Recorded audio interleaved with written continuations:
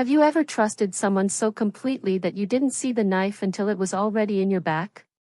Sometimes the people who hurt us most are the ones we'd give everything for. My name is Margaret, I'm 68 years old, and this is the story of how my own daughter-in-law tried to steal my life and how I took it back. Hello everyone, and welcome to our channel. Before we dive into today's story, I'd love to know where you're watching from. Drop a comment below and tell us your city or country. It always amazes me how our stories connect people from all around the world. Don't miss out on our amazing stories. Hit that subscribe button and join our community today. Your support helps us create more content you'll love. Now, let's get into this incredible tale of betrayal, manipulation, and ultimately, sweet justice. The beginning of the end. You know, they say love makes you blind, but I think trust makes you even blinder. For 3 years, I believed I was living the dream, 3 generations under one roof, helping raise my grandson Tommy, cooking family dinners, and being the grandmother I'd always wanted to be. My son Michael had married Jessica 5 years ago, and when they asked if they could move into my 4-bedroom house in Portland after Tommy was born, I didn't hesitate. Of course, I said. Family helps family. The house had been too big for just me anyway since my husband Robert passed away, and I thought having them there would fill the emptiness. Jessica seemed sweet enough at first. She'd smile and say, "Thank you, Mom Margaret," when I'd watch Tommy or cook dinner. She'd compliment my garden and tell me how grateful they were. But looking back now, I realize those smiles never quite reached her eyes. The first red flag should have been how she slowly started taking over. It began innocently enough, suggesting we rearrange the living room for better feng shui, or asking if we could change the dinner time because it conflicted with her yoga class. Small things that seemed reasonable at the time. Then came the comments about my old-fashioned ways. "Mom Margaret," she'd say with that saccharine voice, "maybe we should update the kitchen. All this floral wallpaper is so dated." Or, "Don't you think it's time to get rid of some of this old furniture? It's taking up so much space." I should have seen it coming. I should have recognized the pattern. But when you love someone, when you're trying to be the perfect mother-in-law, you make excuses. You tell yourself they're just young, just trying to make the space feel like home. The manipulation begins. Jessica had a way of making her demands sound like suggestions, her criticisms sound like concern. When I'd spend money on something for myself, a new book, a small plant for my garden, she'd sigh dramatically and mention how tight money was getting, how Tommy needed new clothes, how their car payment was due. "It must be nice to have that teacher's pension," she'd say, not quite looking at me. "We're barely scraping by on Michael's salary alone." And like a fool, I'd reach for my checkbook. "Let me help with Tommy's clothes," I'd offer. "Consider it an early birthday gift." The requests became more frequent. "Could I cover the electric bill this month? Could I help with the groceries? Could I pay for Tommy's swimming lessons?" Each time, Jessica would make it sound temporary, just until they got back on their feet. Meanwhile, she was getting her nails done every 2 weeks, buying expensive organic everything, and somehow always had money for her daily Starbucks runs. But when I needed to see a doctor or wanted to treat myself to dinner out with my sister, suddenly there were comments about unnecessary expenses and being more mindful of spending.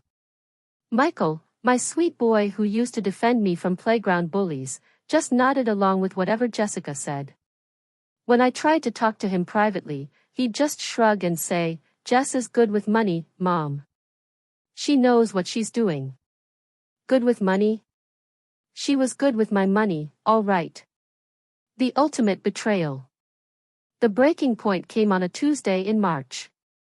I'd been at my book club meeting, discussing Jane Austen and sharing lemon cookies with the other ladies, feeling grateful for this little slice of normalcy in my increasingly complicated home life. When I pulled into my driveway, I noticed a moving truck parked across the street. Strange, I thought.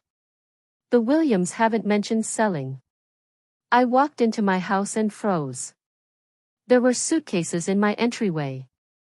Voices I didn't recognize were coming from upstairs. My heart started pounding as I climbed the stairs toward what used to be my sanctuary, my master bedroom.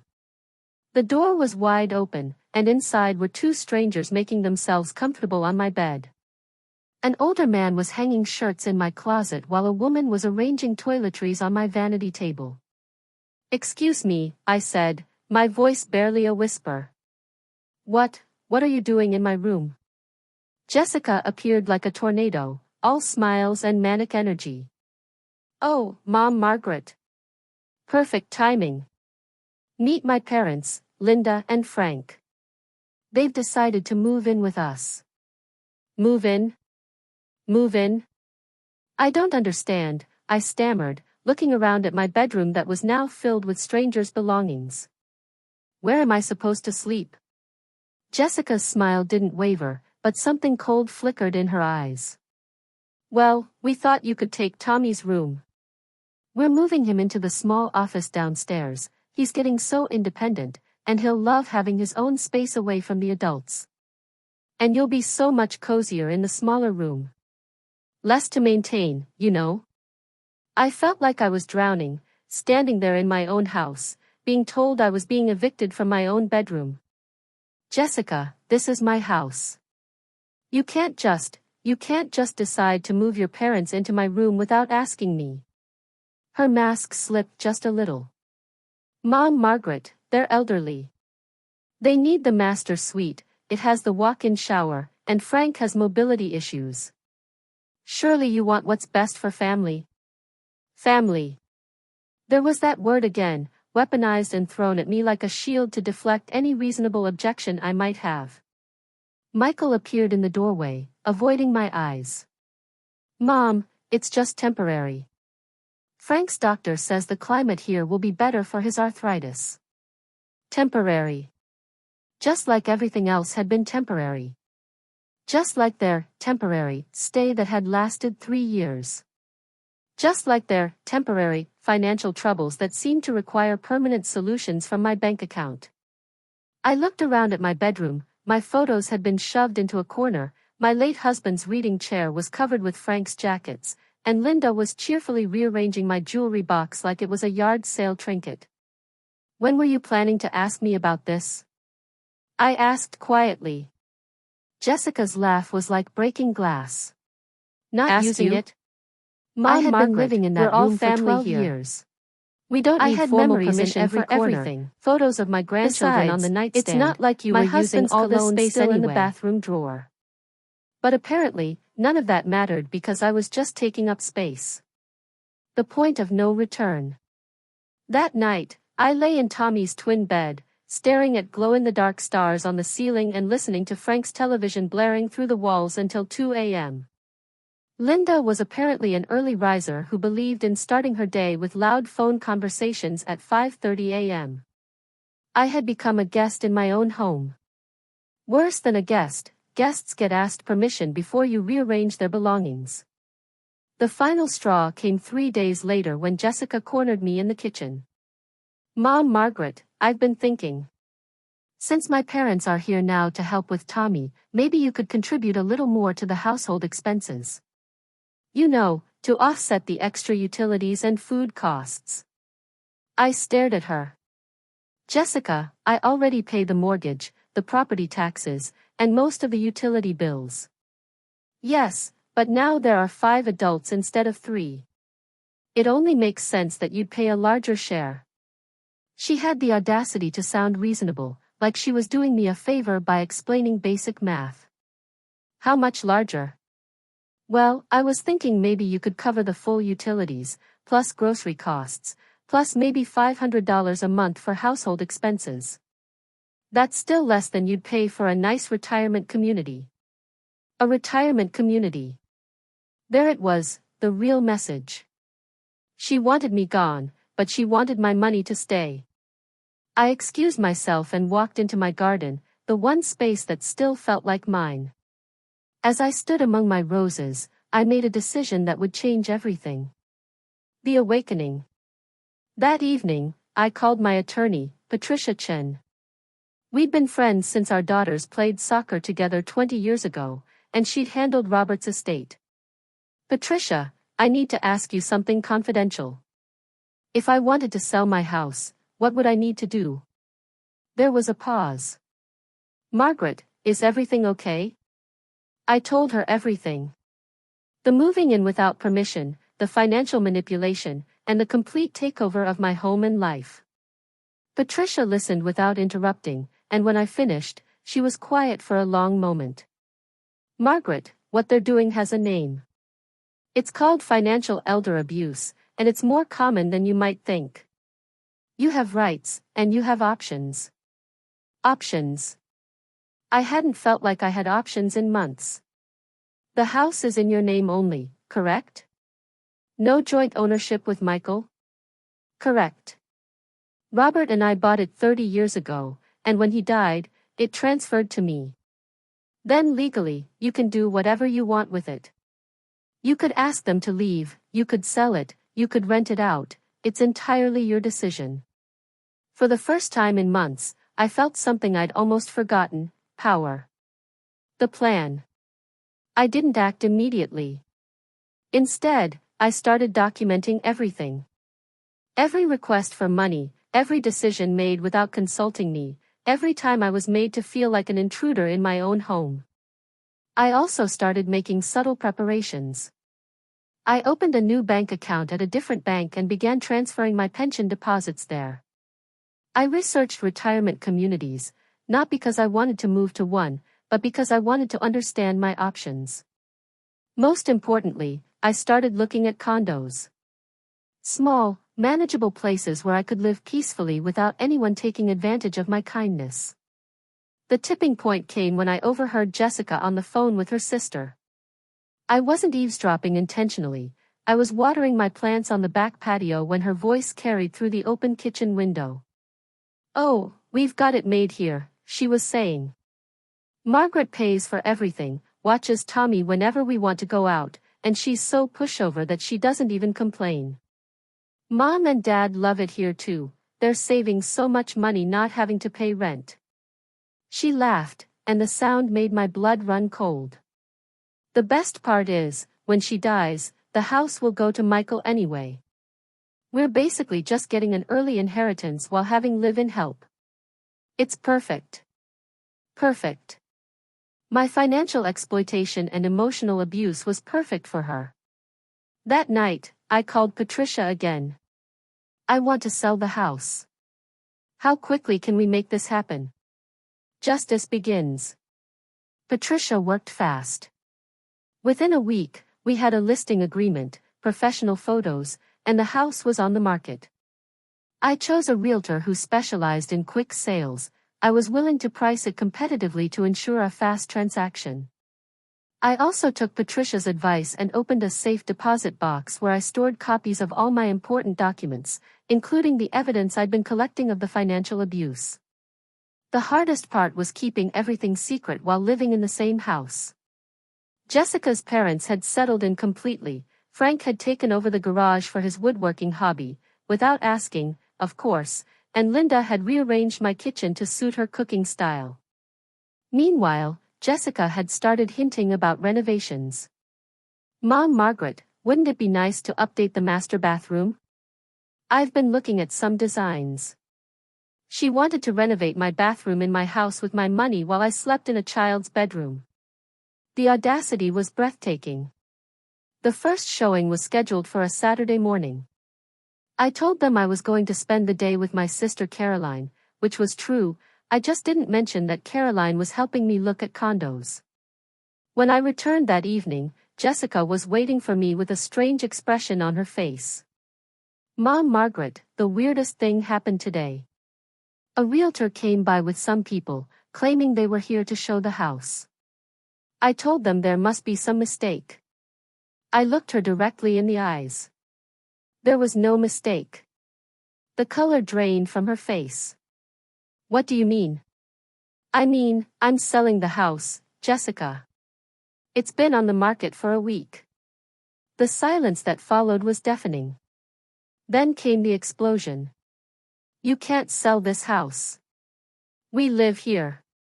What about Tommy? What about my parents? They just moved here. You should have thought about that before you moved them into my bedroom without asking me.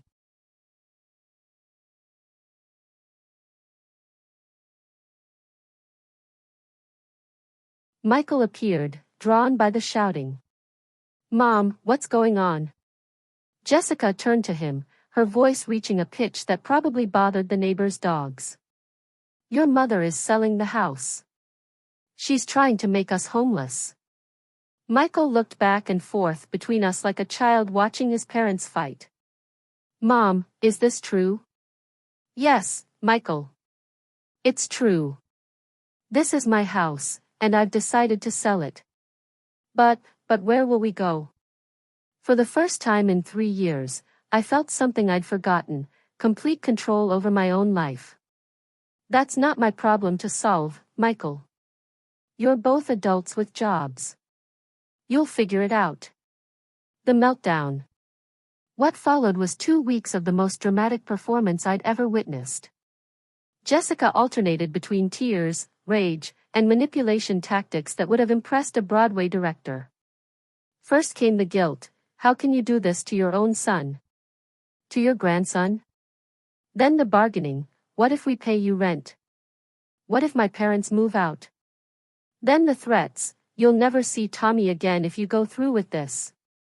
And finally, the victim playing. I can't believe you're being so cruel. We've done nothing but try to help you, and this is how you repay us. Help me? They'd helped themselves to my house, my money, and my peace of mind, but they'd never helped me with anything. Frank and Linda, meanwhile, seemed genuinely confused. They'd apparently been told that the house belonged to the family, and that I was just another relative who lived there. When they realized I was the actual owner and was selling, Linda had the grace to look embarrassed. Jessica, she said quietly one evening, you told us Margaret was okay with us staying here. She is okay with it. Jessica snapped. She's just having some kind of senior moment. A senior moment. That's what she called my decision to reclaim my own life. The exodus. The house sold faster than even Patricia had predicted. Apparently, my price point and location were exactly what the market wanted. The buyers were a young couple with a toddler, and they reminded me of Michael and Jessica when they were still decent people. I found a beautiful 2-bedroom condo in a quiet complex 20 minutes away. It had a small balcony where I could grow herbs, a community garden, and a pool. More importantly, it was mine and mine alone. The closing date was set for 6 weeks after listing. That gave Jessica and her family 6 weeks to find alternative housing, which was more than fair considering they'd given me about 6 minutes notice before moving her parents into my bedroom. As the date approached, Jessica's desperation reached new heights. She tried involving other family members, calling my sister Caroline to stage an intervention. Caroline, she sobbed over the phone, you have to talk to Margaret. She's not thinking clearly. She's about to make us homeless. Caroline, bless her heart, had heard the whole story from me. Jessica, Margaret is thinking more clearly than she has in years. Maybe you should have thought about housing before you moved your parents into her bedroom. Next, Jessica tried the church route, calling my pastor to express concern about my erratic behavior. Pastor Williams called me directly. Margaret, I had an interesting call from Jessica today. She seems to think you're having some kind of crisis. The only crisis I'm having, Pastor, is finally realizing that I don't have to enable people who take advantage of my kindness. He chuckled. Well, that sounds like wisdom, not crisis, to me. Moving day. The day I moved out was one of the most liberating days of my life. I'd hired professional movers for my belongings, and I took only what was truly mine, my clothes, my photos, my husband's books, and the few pieces of furniture that held real sentimental value. Jessica and her family were still there, surrounded by boxes but apparently without a concrete plan for where to go. I heard later from neighbors that they'd been frantically calling rental companies, but their credit wasn't great and they couldn't afford the deposit on anything comparable to what they'd been living in for free. As I supervised the movers loading my things, Jessica made one final attempt at manipulation. "Mom, Margaret, please. Think about Tommy. He doesn't understand why Grandma is leaving. You're breaking his heart." I knelt down to Tommy's level. He was 8 years old and confused by all the adult drama around him. "Tommy, sweetheart, Grandma isn't leaving because of you. I love you very much, and I'll still see you all the time. I'm just going to live in a new place that's the right size for me. Will you still make me chocolate chip cookies?" "Of course I will. And you can come visit me and see my new place." I hugged him tight, and for a moment, I wavered. Was I doing the right thing? Was I being selfish? But then I heard Jessica mutter under her breath, "Great, now we have to figure out childcare too." And I remembered, I wasn't Tommy's parent. I wasn't responsible for solving every problem in their lives.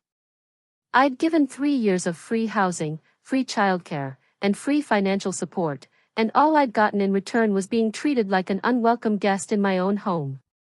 New beginnings. My condo was everything I'd hoped for and more. For the first time in 3 years, I could make myself a cup of tea without someone commenting on my choice of mug. I could watch my TV shows without someone changing the channel. I could use my own bathroom without finding someone else's toiletries taking up all the counter space. The silence was golden. Jessica tried calling a few times in the first month, alternating between anger and fake sweetness. "Mom, Margaret, we found a rental, but it's so expensive. Could you help us with the security deposit? Just this once?" "No, Jessica. I'm not your emergency fund anymore. But we're family. Family doesn't treat each other the way you treated me." Michael called too, sounding defeated. "Mom, I know things got complicated, but did you have to sell the house? We could have worked something out." "Michael, I tried to work things out for 3 years. I tried talking, suggesting, compromising. Your wife moved her parents into my bedroom without asking me. What exactly should I have worked out?" He was quiet for a long time. Finally, he said, "I'm sorry, Mom. I should have stood up for you." It was the first genuine apology I'd received from anyone in the family, and it meant more than he probably realized. "I appreciate that, Michael. But I'm not angry anymore. I'm just free." The aftermath. 6 months later, I was settling into my new life beautifully. I joined a book club at the local library, started taking watercolor classes, and even began dating a gentleman named Harold who I'd met at the community center. Harold was a widower who understood what it meant to rebuild your life after loss, and he never once suggested that I should reconcile with family members who treated me poorly. I heard through the neighborhood grapevine that Jessica and Michael had found a small rental house across town. It was a tight fit for 5 people, and they'd had to put most of their belongings in storage. Jessica's parents had struggled with the adjustment and eventually moved back to their original state. Apparently, without my free childcare, Jessica had to find a job to help with their increased expenses. Without my financial contributions, they had to actually budget and make tough choices about their spending. In other words, they had to live like adults. Tommy visited me every other weekend, and those visits were precious. Without the tension and drama of the household, we could focus on just enjoying each other's company. We baked cookies, worked in the community garden, and I taught him to play chess. During one visit, he said something that nearly brought me to tears. "Grandma, you seem happier now." Out of the mouths of babes. The lesson learned.